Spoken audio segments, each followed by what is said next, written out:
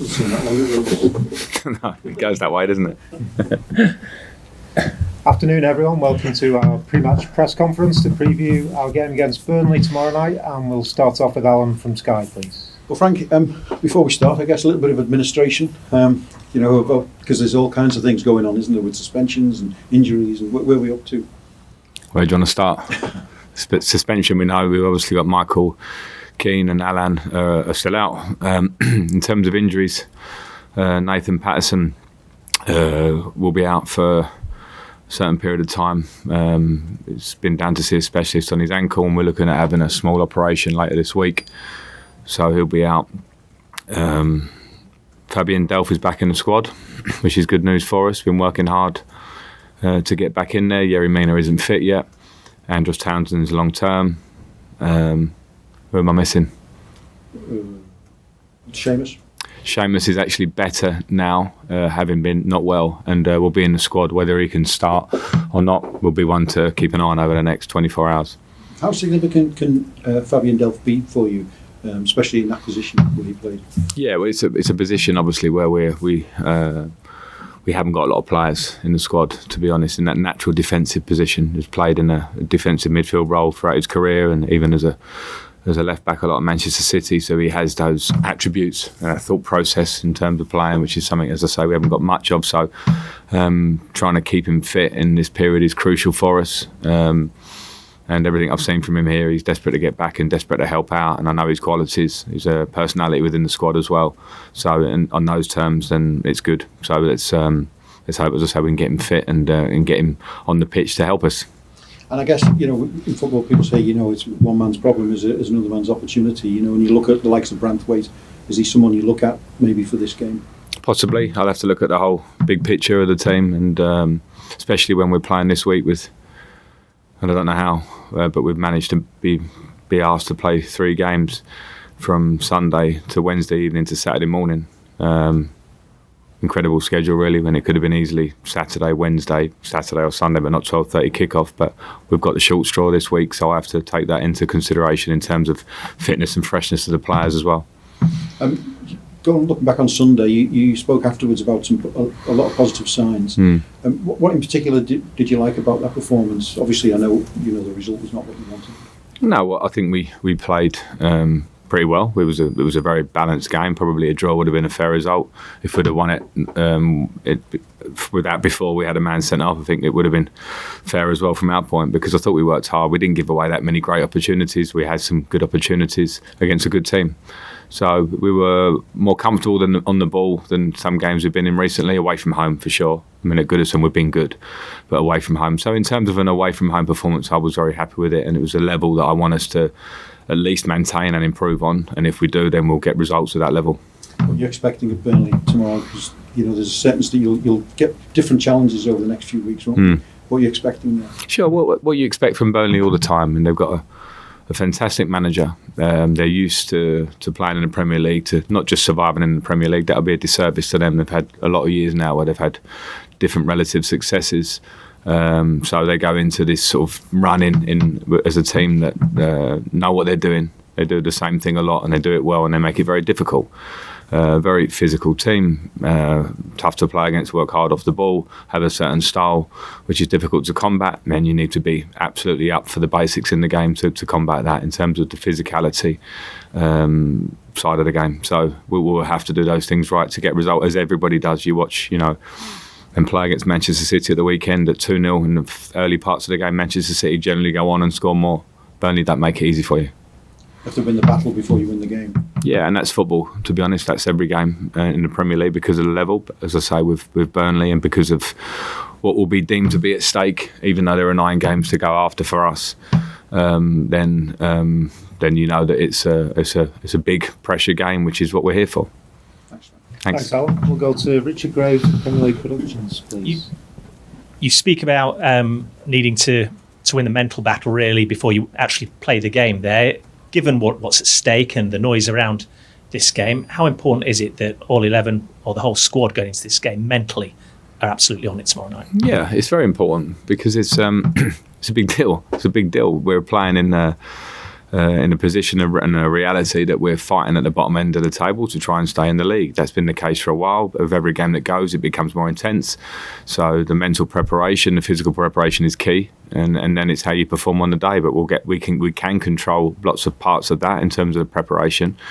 The squad will be very focused and very understanding of what we're going into there, and then after that, it's the performance. Is it one of those games, do you feel, where the first goal really could be pivotal? I don't know. Yes, ideally, yes, for us, and it gives you confidence.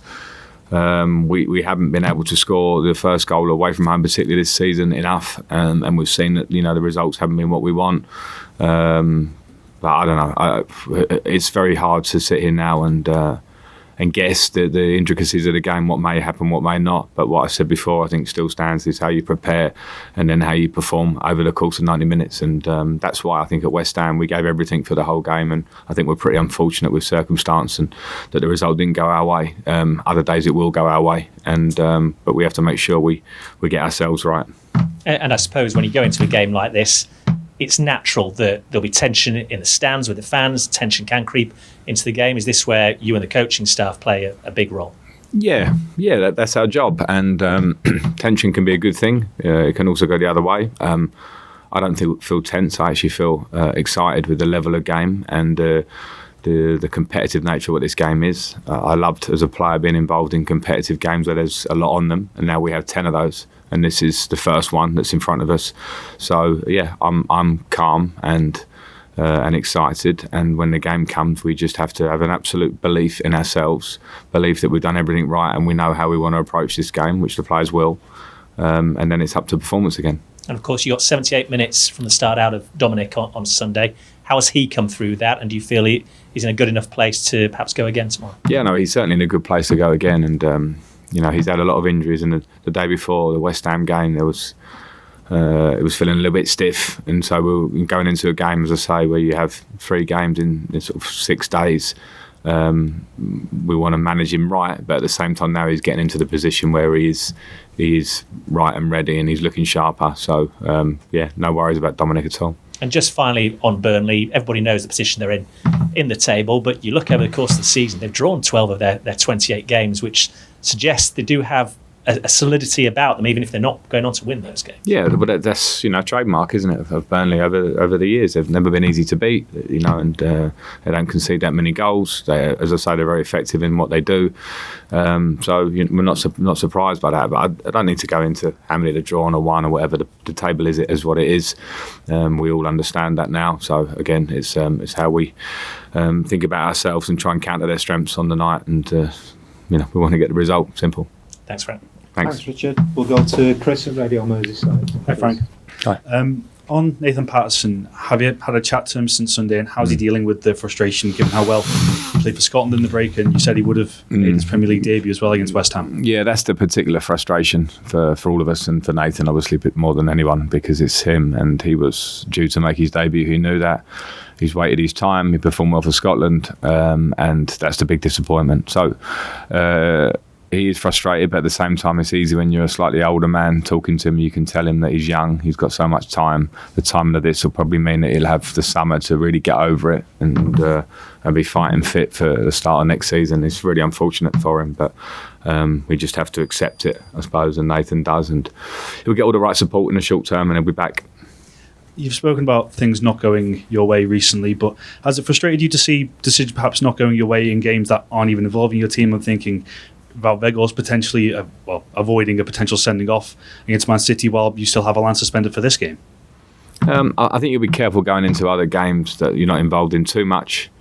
I understand what you mean. I'll leave that one to fans or media. You can analyse what's that. Otherwise, I think it looks like you're looking for too much. But you look at our own games, and there's been absolutely in the short term there's been crucial decisions against us that have cost us points. There are some things you can control yourselves. I won't stand here after Crystal Palace and defend a performance. We got beaten. We deserved to get beaten. And there are times when you say, well, Manchester City, we lost a point because of a decision, or Allan for 3-game suspension for a yellow card tackle was just incredible. So those things have happened. But we must keep fighting because they do happen.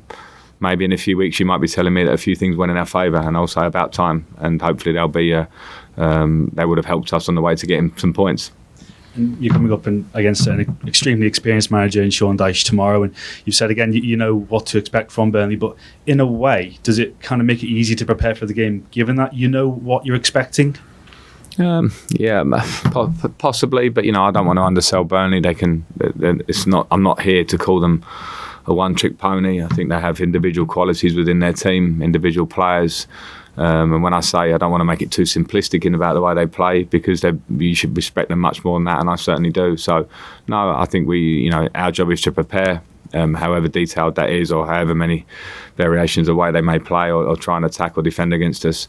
And then the rest is up to the players when they get out there. And just lastly from me, Frank, Calvert-Lewin, you said about 78 minutes on Sunday. How close do you think he is to getting back to the format sharpness that we saw last season, and is he putting any pressure on himself in terms of getting back to that form? Oh yeah, he is, because he's a top talent, a player who wants to do the best, wants to perform, and unfortunately when you're at that level and you perform, people really want that from you at all times. And I know from being a player, when you're injured, you can't do anything about it, so that's tough, very tough. But at the same time, when you're striving for your fitness and your sharpness, it's not as easy as what people think to get that back. But I do feel now he's in that position. He's certainly very, very hungry. He certainly has my backing, and I think he's in a good place now. So it's time to stop talking. Hopefully he can stay fit and he'll deliver on the pitch. That's the talking. That's the same for any footballer. Thanks, Chris. We'll go to Alistair at the BBC, please. Hi, Frank. Just to confirm, did you mention Donny van der Beek at the start there? Yeah, no, I didn't. Sorry, Donny won't be fit for tomorrow. It's a small grade thigh injury, which will make him fit. Can't play Manchester United at the weekend anyway, so he'll be fit for our next game. And when you talked about Nathan there as well, are you saying that you think his season's over now then? Yeah, possibly. The diagnosis we have is that it's looking like a sort of 8 to 10 week injury. I'm just wondering, in your coaching team, we've spoken this before, you've got a lot of experience at the sort of top end of the table, challenging for championships and promotions. I just wondered whether you'd ever spoken to your uncle, Harry Redknapp, about relegation battles, and whether you'd consulted him at all. No, I haven't. I've got a good relationship with Harry. I just haven't spoken recently, but I've also got Paul Clement on my staff, who I think they won 13 points out of the last 15 to stay in the Premier League, which is some going. At Swansea. So no, we have experience on the coaching staff of these situations, and we have experience of football, and that's what I answer pretty much every press conference at the minute. There are huge pressures in football in any position, and I've experienced them a lot, and as I say, people like Paul have at the bottom end of the table, so yeah. But there must be, I don't know if there's a kind of a personal frustration about the position the team's in at the minute. I just wondered how difficult it is as a manager to sort of balance that against sort of remaining positive for the squad and the team, and ensuring that there's confidence in the side to get back out of it. Yeah, no, I think the remaining positive and confident is the biggest thing for me to do, as the first person to do at the club, because a lot of the feeling of expectation and the dissection of games and every result it comes in the modern day that surrounds a football club like Everton or any huge club. We are a huge club. We're a huge club with a huge fan base, a huge tradition. So it's very much expected that if you're not getting the results you want, if you're in a position you don't want to be, that comes. So the most important thing for me is to be the positive one, and the one that's always looking to the next game, always focusing on the work, always imploring everyone in the club to be focused and positive about what we're doing. That's absolutely my first role. And just last of all, I know you've probably got enough on your plate, but there's been quite a lot of talk about Everton's finances over the last week or so after the accounts released. Is that something that concerns you at all in terms of the debts, or is it something you just leave to other people in the club? I absolutely leave to other people. I don't have a good enough understanding of it. I have enough to do at the moment to read the finer detail, and even if I did, I wouldn't have that understanding. So it's of no, it's not part of my thought process at the minute. The next 10 games are. The next 10 games are completely what I'm focused on, and after that, we'll see. Okay, thanks. All right, thank you. Thanks, Alistair. We'll just go to Ian at the back of the room, please. I just wanted to ask, you might dispute one or two of the decisions, but when you talk about that mental preparation for the game, there's been 3 red cards in the last 3 league games. Have you had to specifically deal with discipline? No. I mean, yeah, I don't like the red cards. The Alan one, I don't think was, but again, I won't go over that one. But with the other two tackles, they were the type of tackle that can happen in a game. But when you're on a yellow card, it's the type of tackle you should refrain from. So the players know that, because trying to approach games or get back into the game at West Ham and against Wolves were made more difficult by having 10 men. So yeah, we have to make sure with the level of game and the importance on them in going forward that we don't make those mistakes. They are mistakes. Thank you. Thanks. Okay, thanks everyone. That's the Thank you. end of the open section.